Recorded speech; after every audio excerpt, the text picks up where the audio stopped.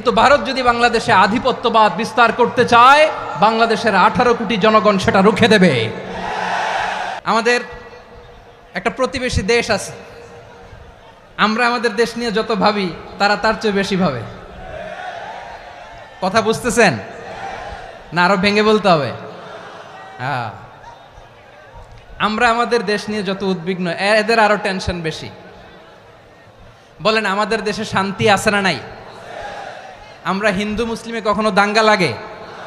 আসতে বলেন, কেন লাগে? ওদের পূজা পার্বণে আমাদের মাদ্রাসার ছেলেরা যে পাহারা দেয়, চিল্লায় বলেন ঠিক কিনা? আমাদের তাফসির মাহফিলের সময় ওরা ডিস্টার্ব করে, ঢোল বাজায় না। ওদের পূজা পার্বণের সময় আমাদের তাফসির মাহফিলের ডেট হলে আমরা চেঞ্জ করে দেই। সুবহানাল্লাহ, কি সাম্প্রদায়িক সম্প্রীতির রোল মডেল। আর ওই বাংলাদেশের ব্যাপারে তারা অনেক ডিসইনফরমেশন ছড়াচ্ছিল।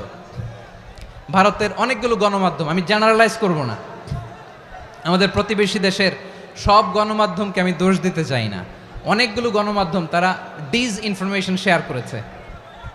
ডিসইনফরমেশন আর মিস ইনফরমেশনের পার্থক্য আছে। মিস ইনফরমেশন না জেনে ভুল বুঝে একটা মিথ্যা বা ভুল তথ্য ছড়িয়ে দেয়া, এটার ক্ষমা আছে, এটার কি আছে। আর ডিসইনফরমেশন মানে ইচ্ছা করে, প্ল্যান করে, ম্যাপ করে, ছক এঁকে মিথ্যা, গুজব, রটনা সোশ্যাল মিডিয়ায় ছড়ানো, এটার ক্ষমা আছে? আওয়াজ করে বলেন, ক্ষমা আছে? ভারতের কিছু গণমাধ্যম তাই করেছে। আমরা ব্যথিত হয়েছি, আমাদের হৃদয়ে রক্তক্ষরণ হয়েছে। আমাদের প্রতিবেশী দেশকে বলতে চাই, আমাদের দেশ নিয়ে আপনাদের ভাবার দরকার নাই, নিজের চরকায় তেল দেন, নিজের দেশ নিয়ে ভাবেন। গত মাসের ভয়েস অফ আমেরিকার রিপোর্ট, বাংলাদেশে সংখ্যালঘু জনগোষ্ঠী আগের চেয়ে বেশি নিরাপত্তা পাচ্ছে। Report voice of America, Muslim report নাকি? মুসলিম জরিপ, ভয়েস অফ আমেরিকা। কথা বুঝে নাই বোধহয়। ভয়েস অফ আমেরিকা কি আমাদের রিপোর্ট? না, ভয়েস অফ আমেরিকার জরিপ, বাংলাদেশের সংখ্যালঘু জনগোষ্ঠী আগের চেয়ে ভালো নিরাপত্তা পাচ্ছে।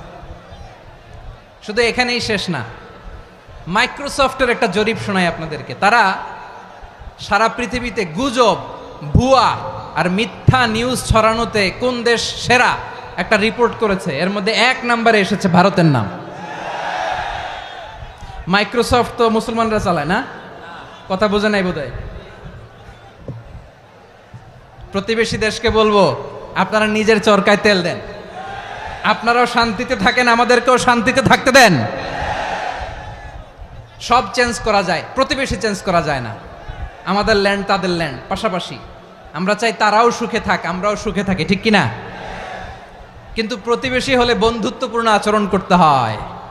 প্রতিবেশী যদি বন্ধু না হয়ে প্রভু হতে চায়, এরকম দানব প্রতিবেশী কেউ চায় না। ভারত যদি বন্ধুত্ব উপহার দেয়, আমরাও বন্ধুত্ব দিব, কি বলেন? তারা যদি বন্ধু সুলভ আচরণ করে, আমরাও বন্ধুত্ব উপহার দেব। কারণ আমাদের পররাষ্ট্র নীতি হচ্ছে সবার সাথে বন্ধুত্ব, কারোর সাথে বৈরিতা নয়। আলহামদুলিল্লাহ বলেন, কত চমৎকার পলিসি আমাদের। আমরা নির্বিবাদী, আমরা বাংলাদেশিরা শান্তিকামী, we are proud of that. এজন্য আমরা গর্ববোধ করি। আমাদের পররাষ্ট্র নীতি সবার সাথে বন্ধুত্ব, কারোর সাথে শত্রুতা নয়। তাই প্রতিবেশী দেশকে বলবো, আমার ভাইয়েরা, আপনারাও আমাদের ভাই, বন্ধুত্ব দিলে বন্ধুত্ব পাবেন। বন্ধুত্ব ইজ ওয়েলকাম, দাদাগিরি নয়। বন্ধুত্ব ওয়েলকাম, দাদাগিরি নয়, লাউড অ্যান্ড ক্লিয়ার। ভারত যদি বন্ধুত্ব দেখায়, বন্ধুত্ব পাবে। কিন্তু ভারত যদি বাংলাদেশে আধিপত্যবাদ বিস্তার করতে চায়, বাংলাদেশের 18 কোটি জনগণ সেটা রুখে দেবে। ভারত যদি গৌর গোবিন্দের ভূমিকায় নামতে চায়, দেশের 18 কোটি মুসলমান শাহজালালের ভূমিকায় নামবে।